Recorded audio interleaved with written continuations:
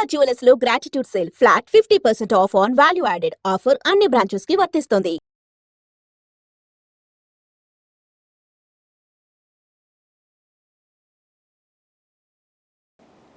అంటే ఆదిశంకరాచార్యుల వారు మహాజ్ఞాన సంపన్నులైనా కూడా ఈ చిన్న భేదభావం ఆరిలో ఇంకా ఉందని సాక్షాత్తు ఆదిశంకరాచార్యుల వారే ఒక చండాలుడి వేషంలో వచ్చి అడ్డొస్తే తొలగమన్నారని. దేన్ని తొలగమంటావు? శరీరాన్ని తొలగమంటావా? ఆత్మను తొలగమంటావా? శరీరం నశ్వరం, ఆత్మ అనశ్వరం కదా, మరి దేన్ని తొలగమంటావు అని పవిత్రమైన ఆత్మన దాన్ని భరిస్తున్న శరీరాన్న అని అడిగాడని చెప్తారు కదా స్వామి, అది సత్యమేనా? సత్యమే. ఇలా శంకరాచార్యుల వారి జీవితంలో ఎన్నో ఎన్నో సాక్ష్యాలు ఉన్నాయి. మనకు సినిమాల మాధ్యమంగా గ్రాంధికంగా ఈ ఒక ఉదాహరణ ప్రాచుర్యంలో ఉన్నది. ఇలా వారి అనుభవంలో చాలా ఉదాహరణలు ఉన్నాయి శంకరాచార్యుల వారి జీవితంలో. అది ఒకటే కాక అటు ముందు కూడా కొన్ని సంఘటనలు వాళ్ళు ఎదుర్కోవడం జరిగింది. ఇప్పటికీ ఎందరో మహనీయులు ఇటువంటి సన్నివేశాలు చూసి ఉన్నారు. రామానుజుల వారి జీవితంలో కూడా ఒక ఘట్టం జరిగింది. రామానుజుల వారి జీవితంలో, మధ్వాచార్యుల వారి జీవితంలో మహనీయులకందరికీ కూడా ఎక్కడో ఒక్క మూలన జ్ఞానపు అంకురము వెలిగించడానికి, పరమాత్మనే తట్టి లేపడానికి కొన్ని సంఘటనలు జరిపించాడు. ఆ చిద్విలాస స్వరూపుని యొక్క లీలలవి, ఆ పరాత్పరుని యొక్క లీలలవి.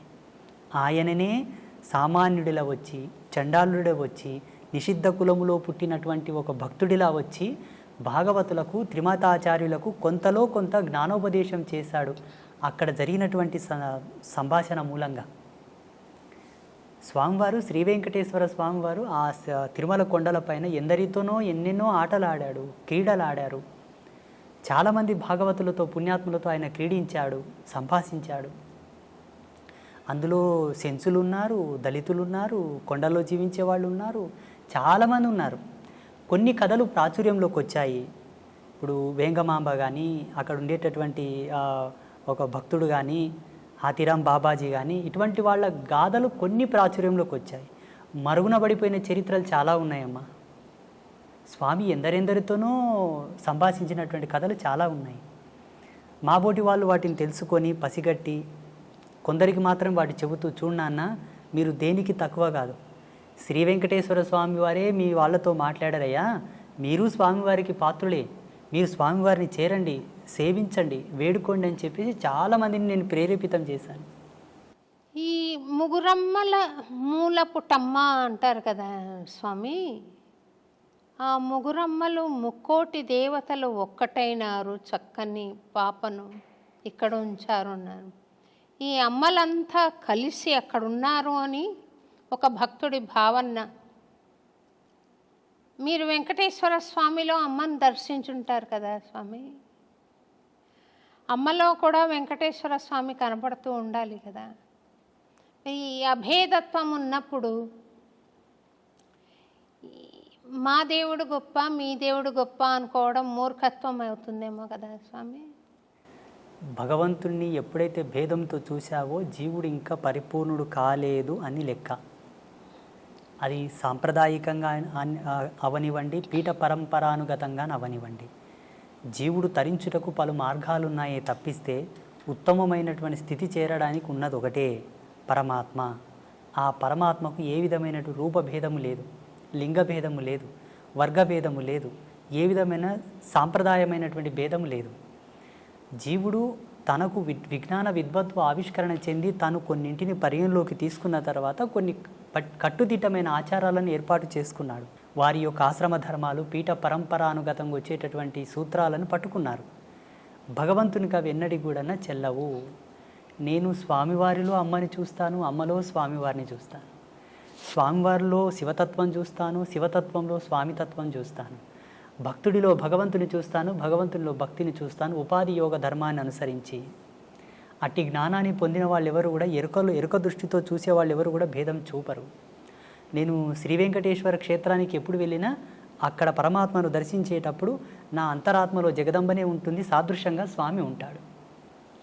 నేను మా పిల్లలకు, మా శిష్యులకు అందరికీ ప్రబోధం చేశాను.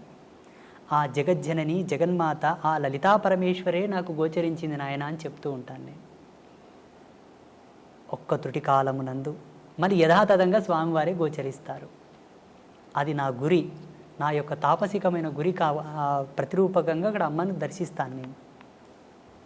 సంతోషం స్వామి. స్వామి, కొంతమంది మహాభక్తులై ఉండి కూడా సాధన ఎంతో జరిగినా కూడా వారు కొన్ని దశల్లో కొన్ని విపత్తులను అనుభవిస్తూ ఉంటారు. అది వాళ్ళు ఇది వద్దనుకున్నా కూడా అది పోయే స్థితి ఉండదు. ఒక పని చేయాలనుకున్నా చేసే స్థితి ఉండదు. అదేమన్నా చేతబడా స్వామి? ఇక్కడ మనము భగవంతుడు వారిని విశేషంగా అనుగ్రహించబడ్డప్పుడు ఇటువంటి తుచ్చమైనటువంటి ప్రయోగములు వాళ్ళ మీద జరగవు.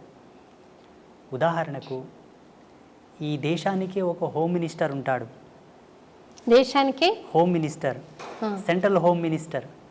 ఆ సెంట్రల్ హోమ్ మినిస్టర్కి పోలీసు బందోబస్తు కొదువ ఉంటుందా? మీరు చెప్పండి, ఉంటుందా? ఉండదు. ఉండదు. భగవంతుడంటే అనిర్వచనీయమైనటువంటి శక్తి, దేని కొలతలతో కొలవలేనిది. తాంత్రిక విద్యలు, క్షుద్ర విద్యలకు కొలత ఉన్నది, లిమిట్ ఉన్నది. క్షుద్ర విద్యలు ఒకరి మీద ఆపాదం కావడానికి, ప్రయోగం కావడానికి, వారి మీద ప్రభావం చూపడానికి లిమిట్ ఉన్నది. భగవత్ చైతన్యానికి లిమిట్ లేదు, కొలత లేదు, అపరిమితం, అది అనంతం, అవ్యాజ్యము. అట్టి కృపను పొందిన మన పైన అటువంటి ప్రయోగాలు జరగవు. అయితే కొంతమంది పుణ్యాత్ములు, పుణ్యచరితులు, గొప్ప గొప్ప భక్తులు కూడా కొంత సమయం వరకు కలిమాయలో పడవలసి వచ్చి కొన్ని తప్పులు చేశారు, కొన్నింటికి ప్రలోభపడ్డారు, స్త్రీ వ్యామోహితులయ్యారు, డబ్బుకు వ్యామోహితులయ్యారు, రాజకీయంగా వాళ్ళు కలిసి కొందరి చేత అవమానాలు పడ్డారు. చాలామంది గొప్ప గొప్ప పీఠాధిపతులు అనుకోండి, స్వామీజీలు అనుకోండి. వీటికి వారి యొక్క స్వయం జన్మకర్మ సంభవము. ఎవరు? ఆ స్వామీజీ యొక్క జన్మకర్మ సంభవం. యోగ తత్పర సంపన్నులో ఏముంటుందమ్మా అంటే, ఆశ్రమ ధర్మాన్ని స్వీకరించినప్పుడే తన జన్మను తాను పరిశుద్ధి గావించుకొని ఆశ్రమ ధర్మంలో అడుగుపెట్టాలి. సోకాల్డ్ స్వామీజీలు సెల్ఫ్గా క్రియేట్ చేసుకొని వచ్చే వాళ్ళందరూ కూడా అనుభవిస్తారు, తప్పదు. వాళ్ళు పాత్రను శుద్ధి చేసుకోకుండానే పక్వానికి ఉపక్రమిస్తారు. పాత్ర శుద్ధి ఎరగక ముందే పక్వం ఆరంభిస్తారు కాబట్టి తత్ఫలితం వాళ్ళు అనుభవిస్తున్నారు. కానీ వాస్తవంగా ఆధ్యాత్మిక సూత్రావళి ప్రకారంగా ఏ ఆశ్రమ ధర్మంలో నువ్వు కాలు పెడుతున్నావో అడుగిడకన ముందే నీ జన్మ సుకృతం ఏమిటి, నీ జన్మకర్మ సంభవం ఏమిటి, ఎందుకై నీవు జన్మించితివి, అదంతా విశ్లేషణ చేసుకొని ఉత్తర జన్మలో ఉండేటటువంటి పాపములు నీవు ఎందు ఏవైనా ఉన్నా వాటిని ప్రక్షాళన చేసుకొని శుద్ధుడవైన తర్వాతే భగవంతుని ఆశ్రయించవలే. అలా చేసుకొని వాళ్ళకి అది ఆపాదమై వేధిస్తూ ఉంటాయి. ఆ కర్మ, ఆ పాపం యొక్క ప్రేరేపకమే వాళ్ళని తప్పు చేయడానికి ప్రేరేపిస్తూ ఉంటాయి. చాలామంది గొప్ప గొప్ప వాళ్ళ జీవితాల్లో ఇది నిరూపణ అయింది. ఆ ప్రభావం వాళ్ళ మీద ఉండిపోతుంది. భౌతికమైన శరీరం లేకుండా మరి అది సూక్ష్మ శరీరం అనాలా, ప్రేతాత్మ అనాలా, దయ్యాలని మామూలు మాటల్లో అంటారు, దేవతలు కూడా కావచ్చు. ఉంటారా స్వామి అట్లా? ఉన్నారు. దైవం ప్రత్యక్షమైనటువంటి దర్శనం. ఈ భూతాలు, ప్రేతాలు, దయ్యాలు ప్రత్యక్షంగా మనకు కనబడవు. భగవంతుడు దర్శనమిస్తాడు కానీ వాళ్ళు మనకు దర్శనం అవ్వరు. ఆ దుష్టశక్తిని పసిగట్టి పట్టుకోవాలంటే అందకు సమానమైనటువంటి దైవశక్తి కలిగి ఉండాలి. ఆ ప్రేరణాత్మకమైనటువంటి శక్తి ఉంటే మనం భూతాలను, ప్రేతాలను పట్టుకోవచ్చు, చూడవచ్చు కూడా. ఇవన్నీ కూడా ఉన్నాయి సమాజంలో. లేవు అనడానికి ఆస్కారం లేదు, ఉన్నాయి అనడానికి ప్రమాణాలు ఉన్నాయి. ఆ ప్రమాణాలు వేటిపైన ఆపాదం అవుతున్నాయో మేము నిరూపించగలం. లేవు అనడానికి ప్రమాణాలు లేవు, ఉన్నాయి అనడానికి ప్రమాణాలు ఉన్నాయి. మీరు చూసారా స్వామి దయ్యాలను? నారాయణ చూశారు. అంటే ఎందుకు మీ వద్దకు రావడానికి కారణం ఏంటి స్వామి? వాళ్ళకు కొన్ని వాళ్ళకు ఉండేటటువంటి స్వయం కోరికలు కొన్ని ఉంటాయి, స్వయం ప్రేరణలు కొన్ని ఉంటాయి. ఎంతకు విమోచనం కలగక వచ్చి ప్రాధేయపడ్డటువంటి సందర్భాలు చాలా ఉన్నాయి మాట.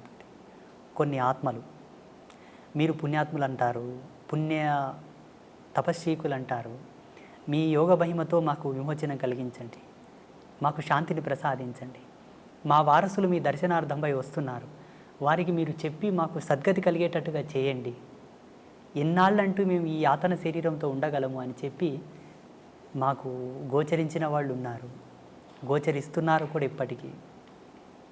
మీకు అంటే కాంతి రూపంలో కనపడతారా, లేకుంటే భౌతిక శరీరం కూడా కనపడుతుందా స్వామి వాళ్ళది? పంచభూతాల్లో ఆత్మగా మారిన వారికి ఒకే భూత ప్రభావం ఉంటుంది, వాయు ప్రేరేపకం మాత్రమే ఉంటుంది. వాయు ప్రేరేపకంగానే ఉంటారు. సశరీరంగా సజీవంగా లైవ్లో ఉండడానికి పంచభూతముల యొక్క సమ్మిశ్రితంగా మనం ప్రత్యక్ష వీక్షణం చేస్తాం అందరం. ఆత్మను చూడాలంటే 4 భూతములు విడిపోతాయి. అగ్నితత్వం, భువితత్వం, జలతత్వం, ఆకాశతత్వం విడిపోతాయి. వాయుతత్వం మాత్రమే ఆత్మగా నిలబడిపోతుంది. మనం ఏ ఆత్మను దర్శించాలన్నా వాయువు ప్రేరేపకముగానే చూడవలే, సంభాషించవలే. ఇక్కడ మీరు దయ్యాలు, భూతాలు, ప్రేతాలు మీకు కనబడతాయా గురూజీ అని అడిగారు కదా. పంచభూతాల మీద అంతో కొరతో కాస్తో కొరతో జ్ఞానం ఉండి పట్టు ఉన్న వాళ్ళకే వాటిని పట్టుకోవడానికి ఒక విఘ్నత ఉంటుంది, లేకపోతే ఉండదు. అంటే వాటి అనుభూతి కలుగుతుందా, లేకపోతే చర్మచక్షులతో చూడగలుగుతామా స్వామి? చర్మచక్షువులతో చూడొచ్చు, అనుభవైకంగా తీసుకునే వాళ్ళు కొంతమంది ఉంటారు. లైవ్లో చర్మచక్షువులతో వాళ్ళని చూస్తూ ఒక షాడో, ఒక నీడలాగా, ఒక వాయు యొక్క కేంద్రకంగా ఒక ఆకారంలాగా మనం చూసి మాట్లాడడం కూడా జరుగుతుంది. చూసిన వాళ్ళు చాలామంది ఉన్నారు.